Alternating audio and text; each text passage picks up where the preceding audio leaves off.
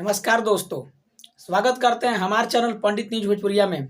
आज हम बात करेंगे बिहार के मुख्यमंत्री नीतीश कुमार और पावर स्टार पवन सिंह के बारे में।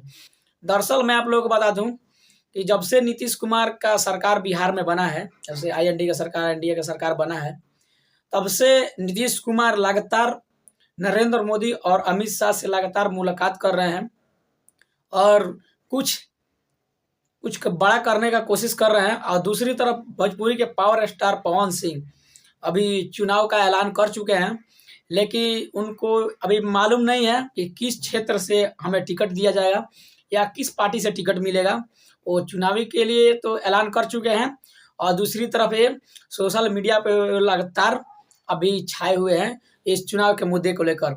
और मैं आप लोगों को बता दूं कि अगर आप हमारे चैनल पर नए हैं तो चैनल को सब्सक्राइब कर लीजिएगा और वीडियो को अंत तक देखिएगा, बहुत ही खास जानकारी देंगे। तो चलिए शुरू करते हैं कि इसी मुद्दे पर हम बात करेंगे बिहार के बारे में। तो बिहार सरकार जब से बना है, नीतीश कुमार जी का सरकार जब से बिहार में बना है, तो वो अभी बिहार में लगातार अभी कुछ विकास का काम अभी तक नहीं चल रहा है। लेकिन इतना दिन में कुछ एक ही ऐलान हुआ है, जो बिहार के डिप्टी CM सम्राट चौधरी जी हैं, वो 95 लाख नौकरी का वादा तो किए हैं, लेकिन कब तक पूरा करेंगे इसका अभी कोई गारंटी नहीं है। अभी तक कोई आगे कोई वो बात फाइनल नहीं हुआ है।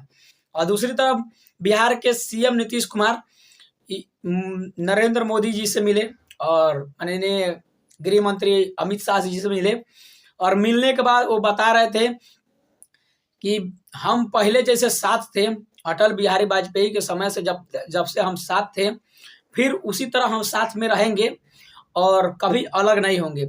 लेकिन वो बता रहे थे कि बीच में हम कहीं भटक गए थे, लेकिन अब ऐसा कभी नहीं होगा।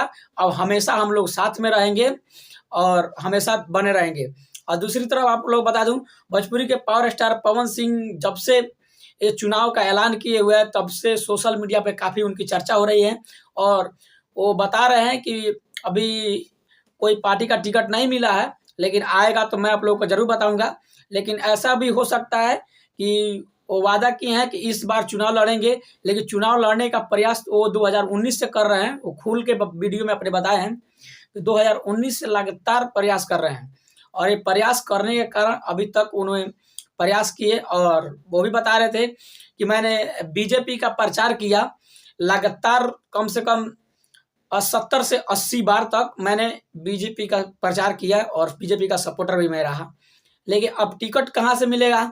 लेकिन वो चाहते हैं कि मैं अपने गृह यानी आरा जिला से ही लड़ूं, लेकिन वहाँ भी अभी RK सिंह जी हैं, जो वहाँ के अभी सांसद हैं, ये वहाँ आरा में अच्छा काम कर रहा है। मैंने कुछ पहले वीडियो देखा था वहाँ आरा के कि सोशल मीडिया पे कि वहाँ लोगों से पूछा जा रहा है, वहाँ के पब्लिक से पूछा जा रहा है कि भोजपुरी का पावर स्टार यहाँ से चुनाव लड़ेंगे तो क्या होगा। लेकिन दरअसल मैं आप लोग बता दूं, वहाँ के पब्लिक का ओपिनियन था कि वो तो अपने फिल्म में बिजी रहेंगे, तो यहाँ काम कौन करेगा। यहाँ काम करने के लिए सबसे बेटर RK सिंह है, लेकिन RK सिंह के अलावा कोई नहीं है। मैंने सोशल मीडिया पर देखा, ये चल रहा था। और दूसरी तरफ मैं आप लोग बता दूं कि बिहार में अभी सियासी खेल चालू है, लगातार ऐसा ही चल रहा है। कब कुर्सी का अदला बदली हो जाए इसका कोई गारंटी नहीं है। और बिहार में लगातार अभी तेजस्वी और चिराग का एक सहमति हो जाना, ये भी वैसे ही लग रहा है, लेकिन ये असंभव है। अभी जब से नीतीश कुमार जी यहाँ आए थे और नरेंद्र मोदी से मिले हैं, तो चिराग पासवान और तेजस्वी जी और चिराग पासवान और नीतीश कुमार का वो गठबंधन हो गया है। सुनने में यही आ रहा है कि गठबंधन हो गया है, लेकिन अभी तक इसका सोशल मीडिया पे कोई पोस्ट या कोई वीडियो सामने निकल कर नहीं आया है। अगर निकल कर आएगा तो हम लोग आप लोगों को जरूर बताएंगे। और बिहार में ऐसा ही लगातार राजनीतिक हलचल चल रहा है। इसी के वजह से अभी बिहार के सरकार अभी कोई बिहार के लिए अभी कोई खास प्लान नहीं लेकर आई है। अब देखते हैं बिहार में कब तक प्लान लेके आएंगे। अगर कुछ प्लान लेके आएगा तो मैं ज़रूर बताऊंगा। और आप लोगों से मैं रिक्वेस्ट करूंगा कि आप लोग अपना जो वीडियो देखते हैं, अपना कमेंट बॉक्स में अपना राय जरूर दीजिएगा कि बिहार सरकार को क्या करना चाहिए। उस पर मैं वीडियो जरूर बनाऊंगा।